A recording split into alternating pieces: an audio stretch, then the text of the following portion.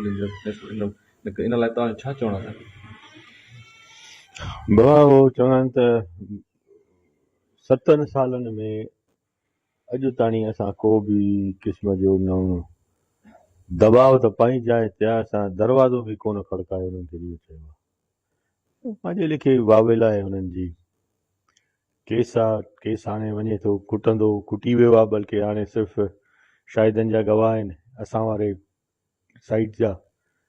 So last हुते हिननि जो वकील साहिबु न आयो, जंहिं ते जज साहिबु हिननि खे चयो त बाबा तव्हां पंहिंजो अचो ऐं तव्हांजो डे बाय डे केस हलंदो ऐं 2-4 ॾींहंनि में इहो केस फाइनल करण जी ॻाल्हि कई, मतिलबु डे बाय डे हलण जे, जंहिं ते हिननि जो वकील उते उन महिल कोन हो।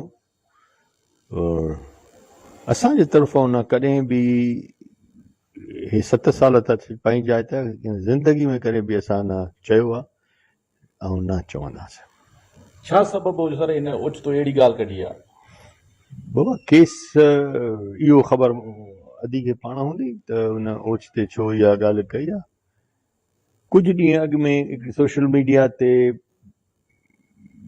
हली त 23 तारीख़ फ़ैसिलो, जंहिं फ़ैसिले जे लाइ हुन चयो वियो उहो मां उनजी तरदीद अॼु खां 5-8 ॾींहं अॻु में ई असां करे छॾीसीं, त अहिड़ी का बि ॻाल्हि कान्हे।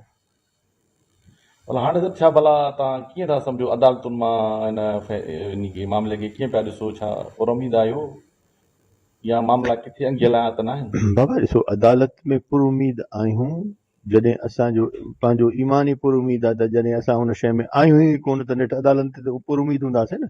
7 साल थी विया आहिनि वेठी हुन अदालत जे दरवाज़े ते हिकिड़ी हाज़िरी बि कोन घुसाई अथऊं। भला राजूड़ी फ़ैसिलो जो को इम्कान थी सघे थो सर? सवाल ई पैदा न आहे। हिकिड़ो मुंहिंजा बाबा ॻाल्हि इहा आहे त हिकिड़ो माण्हू कंहिं ॾोह कयो हुजे त उहो इन शइ जे बारे में सोचे न। असां ॾोह कयो त पंहिंजी जाइ असांखे ख़बर ई कोन्हे, जीअं मलाइकनि खे बि इन शइ जी ख़बर कोन हुई। बहरहाल अलाह ख़ैर कंदो, जेको हूंदो सो ज़माने जी ॻाल्हि आहे। इंशा अल्लाह ताला सुर्ख़रू फ़तेह सां।